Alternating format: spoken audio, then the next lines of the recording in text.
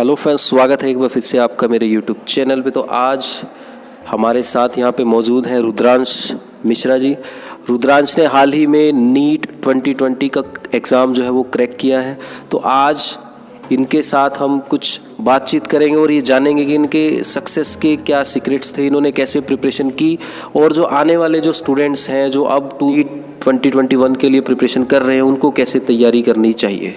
तो रुद्रांश जी, स्वागत है आपका मेरे यूट्यूब चैनल पे। Thanks sir.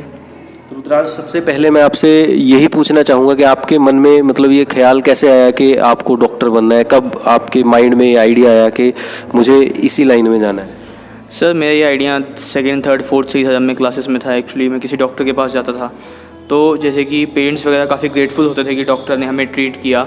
उनको ये लगता था कि आफ्टर गॉड एक डॉक्टर ही है जो बंदों की लाइफ सेव कर सकता है। तो तब से मेरे अंदर आया कि वो ग्रेटिट्यूड, वो रेस्पेक्ट एक बंदा जिस पर्सन को एक्सप्रेस करता है, you need to become that person, you need to save life of the people.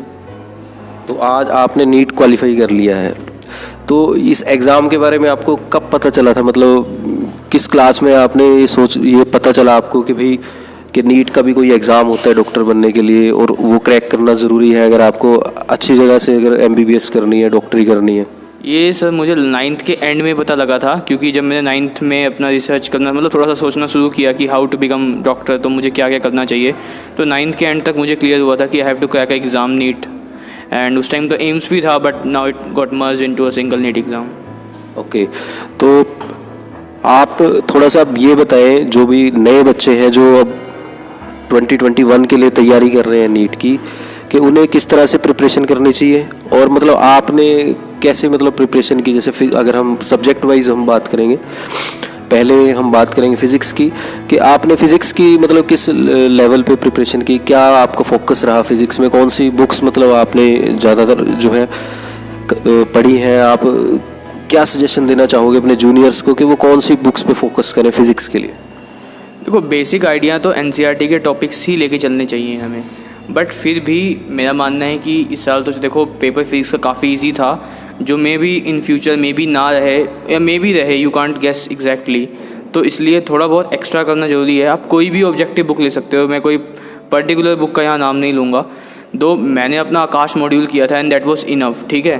तो बस आपको ये है कि कई चीज़ें करने की जगह सेम चीज़ को आप मल्टीपल टाइम रिपीट करो, क्योंकि ऐसा ना हो कि जो आपने पढ़ रखा हो वो हो जाए, क्योंकि 11th-12th का सिलेबस वास्ट है। और ये बात नहीं है कि 11th को इग्नोर नहीं करना है, सम स्टूडेंट्स इग्नोर कि 12th ही मेजॉरिटी आएगा, ऐसा कुछ नहीं होता। 11th भी आ जाता है। इस बार देखो इवन की जो पहला फर्स्ट पेपर हुआ उसमें 11th ज़्यादा थी फिजिक्स की, तो इसलिए आपको दोनों पे फोकस करना है। हाँ, focus primarily on NCERT, but physics को लेकर रिगरस प्रैक्टिस।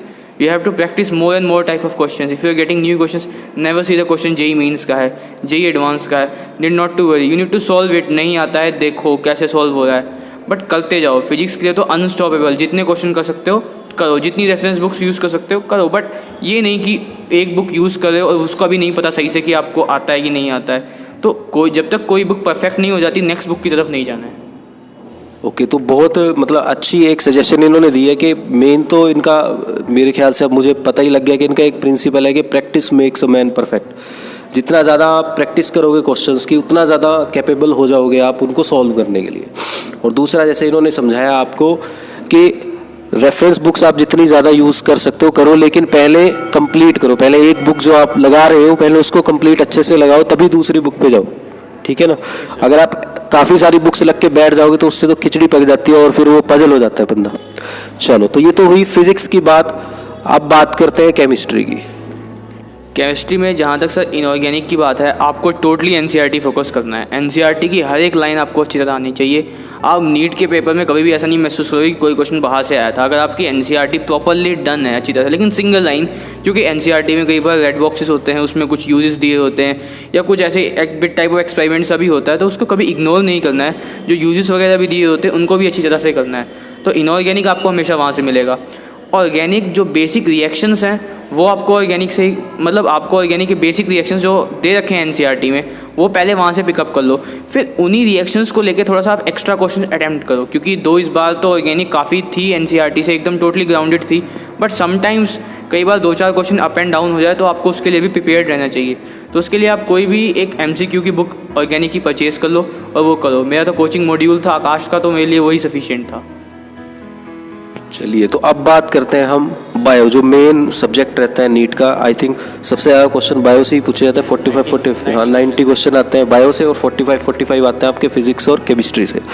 तो बायोलॉजी के लिए आपने मतलब किस तरह से प्रिपरेशन की? वैसे तो बायोलॉजी में ये है कि मतलब याद करना पड़ेगा चीज़ों को बहुत, तो आपने मतलब ऐसी कैसी ट्रिक्स, जैसे हम सुनते हैं कि कुछ बच्चे क्या करते हैं कि अपने रूम में कुछ फ्लो चार्ट वगैरह बना लेते हैं, तो आपने भी क्या कुछ ऐसी टेक्निक्स यूज़ की? हाँ सर, ये टेक्निक्स हेल्पफुल होती हैं। देखिए बेसिकली आपको NCERT ही यूज़ करनी है, बट जैसे कि कुछ चैप्टर्स होते हैं, मॉर्फोलॉजी हो गया, बायोलॉजिकल क्लासिफिकेशन हो गया, तो ये चैप्टर्स मतलब काफ़ी बड़े होते हैं।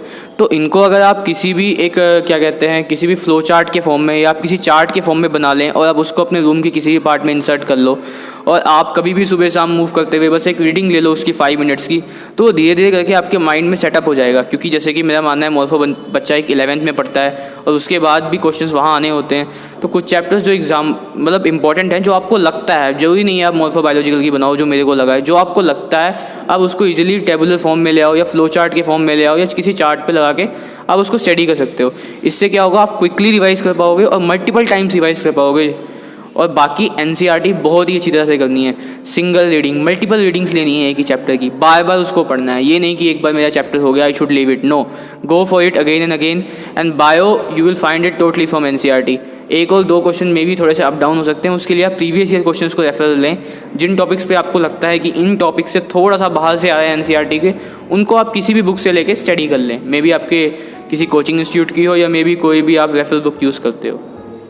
तो जैसा अभी आपने जिक्र किया प्रीवियस ईयर क्वेश्चंस, तो कितनी इंपॉर्टेंस है नीट की अगर तैयारी कर रहे हो आप, तो मतलब आपने कितने मतलब प्रीवियस ईयर क्वेश्चंस को कितना मतलब इंपॉर्टेंस दी थी अपनी तैयारी के टाइम पे? देखिए प्रीवियस ईयर क्वेश्चंस की नीट में एग्जाम बहुत ही इंपॉर्टेंस होती है, क्योंकि आप तो इवन कि इसी ईयर भी आपने फाइंड किया होगा कि 2 से 3 क्वेश्चन तो एकदम डिट्टो ही आ गए थे प्रीवियस ईयर क्वेश्चन से। अगर आप कंसेप्चुअली बात करें तो कंसेप्चुअली आप कम से कम 20 से 30% पेपर पा सकते हैं प्रीवियस ईयर क्वेश्चन से। कंसेप्चुअली मैं आपसे बात करूँ, ये नहीं कि सेम क्वेश्चन आएगा बट सेम कंसेप्ट पे क्वेश्चन आएगा, तो आप 30 से 40% पेपर आपको वहाँ से मिल जाएगा, उसकी दिक्कत नहीं है। मैं तो लास्ट ईयर 15 ईयर से क्वेश्चन करके गया 2005 तक AIBMT के। आप भी ट्राई कर सकते हो, अगर 15 ना तो एटलीस्ट 10 तो आप करके जाओ एक बार। तो जैसे अब आपका नीट तो आपने क्रैक कर लिया है, अब आगे आपने फ्यूचर में क्या सोचा है? मतलब MBBS के बाद मैं MS करना चाहता हूँ। MS में I want to be a neuro surgeon, तो उसके लिए मैं स्पेसिफिक MS करूँगा and then I want to be a neuro surgeon. So best of luck Rudransh. तो फाइनली इस इंटरव्यू को सम अप करते हुए मैं रुद्रांश से एक बार ये गुजारिश करूँगा कि वो अपने जूनियर्स को एक फाइनल मैसेज दें कि किस तरह से तैयारी करनी है। और दूसरा, जैसे कि आपकी एज है, इस एज में डिस्ट्रैक्शंस भी कई तरह की होती हैं, तो डिस्ट्रैक्शन से कैसे बचा जाए? अब वो डिस्ट्रैक्शन कई तरह की हो सकती हैं। वो डिस्ट्रैक्शन गेमिंग से रिलेटेड हो सकती है, जैसे PUBG वगैरह बच्चे खेलते हैं। वो डिस्ट्रैक्शन बॉयफ्रेंड गर्लफ्रेंड वाली भी हो सकती है।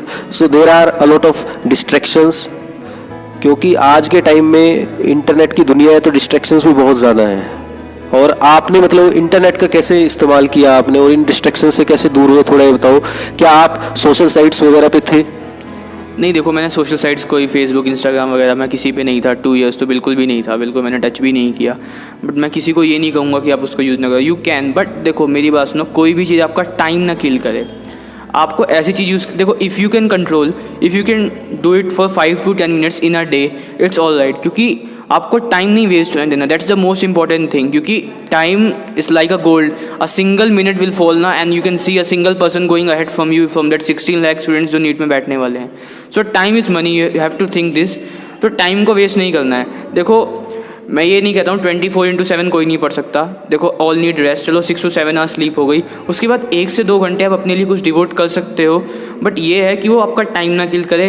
देखो गेम भी कोई खेल सकते हो, मैं मना नहीं करता हूँ, देखो लास्ट के टाइम में तो नहीं मिलेगा उसका भी मौका, बट जैसे कि 2 इयर्स काफ़ी लंबा सफ़र होता है, तो उसमें आप गेम्स भी, but 10 to 15 minutes, not killing your time कि भाई एडिक्शन किसी चीज़ की नहीं करनी है। ये नहीं कि एडिक्ट हो गए 2-2, 3-3 घंटे गेम खेल ली, कोई PUBG वगैरह, ऐसा कुछ नहीं, ठीक है। अगर आपको लगता है कि आप इस गेम से एडिक्ट हो जाते हो, delete it and remove it for 2 years, just 2 years यार, 2 इयर्स कुछ नहीं होता, कितनी बड़ी लाइफ है। So try to away from it. और इंटरनेट को मेरा मानना है ख़राब चीज़ों की जगह अच्छी चीज़ के लिए यूज़ करोगे विल बेनिफिट, क्योंकि देखो लॉकडाउन में मुझे इंटरनेट ने बहुत बेनिफिट किया। Because we were away from our teachers. So हमारे डाउट्स देखो टीचर्स भी सॉल्व करते थे, बट नेट से थोड़ा जल्दी सॉल्व हो जाते थे, और नेट से रेफरल मटेरियल भी थोड़ा सा ईजिली मिल जाता था. So net you can use for your good purpose, but be in control and do not kill your time. Okay, save your time as far as possible. तो जैसे जब आपकी कोचिंग चल रही थी तो रिलैक्स करने के लिए आप क्या करते थे? जैसे कुछ स्टूडेंट्स होते हैं जैसे म्यूजिक सुनते हैं या कुछ गेम्स वगैरह खेल लेते हैं थोड़े बहुत. आपका क्या मतलब एक शेड्यूल रहता था पूरा दिन का, मतलब वहाँ पे आप एक बार थोड़ा सा ये शेयर करें. देखिए, जैसे कि कोचिंग में जाते थे तो चलो वहाँ तो पढ़ रहे हैं, ठीक है. हाँ, आने के बाद मैं थोड़ी देर हाफ एन आवर एक रिलैक्स करता था. हाँ, अगर कोई हॉलीडे का टाइम है तो जैसे कि आपको 10 to 12 आवर्स पढ़ना है पर डे, तो 3 to 4 आवर्स के बाद आप थोड़ा सा गैप ले सकते थे. मैं तो म्यूज़िक सुन लेता था थोड़ा सा, तो मेरे को रिलैक्स होता था, थोड़ा हिंदी सॉन्ग्स वगैरह सुनता था. So I used to get relax after 10 to 15 minutes. हाँ, रात के टाइम जब मैं एकदम फ्री हो जाता था मैं थोड़ा गेम्स खेलता था, बट 10 मिनट्स के लिए मुश्किल से. मेरी एक क्रिकेट की गेम थी सिंपल, एक मोबाइल में. मतलब for entertainment purpose you can do anything जो आपके माइंड को रिलैक्स करता है, but should not take your time. अगर लगता है you will get addicted to it, leave it. Just 2 years यार, just 2 years can make your life. Okay, तो आई होप आप सबको आज के सेशन से बहुत हेल्प मिलेगी, मोटिवेशन मिलेगा. Thank you Rudransh, best of luck for the bright future. Thanks. Okay.